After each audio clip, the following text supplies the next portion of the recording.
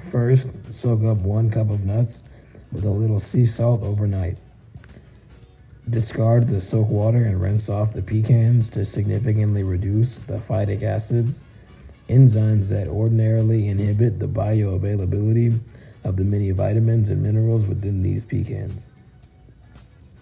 Our pecans come from a Black-owned land trust cooperative in Albany, Georgia, called New Communities, where we have relationships with the pecan growers. Local, fresh ingredients matter. Nut milk without sweeteners is best for savory dishes and replacing dairy.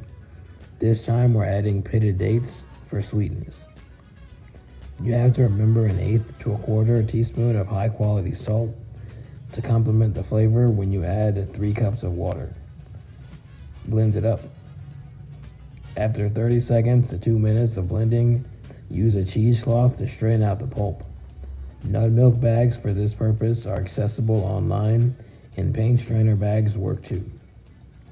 This is raw live food that separates naturally. It's ideal to let the nut milk settle for at least an hour after blending before you strain out the pulp.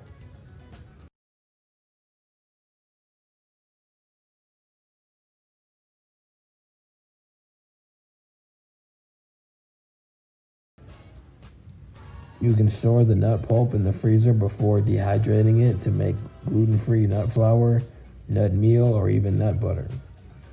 Thank y'all for visiting us here in the Learning Kitchen in Atlanta on behalf of the Pecan Milk Cooperative, established 2014, a worker-owned business of professional nut milk makers.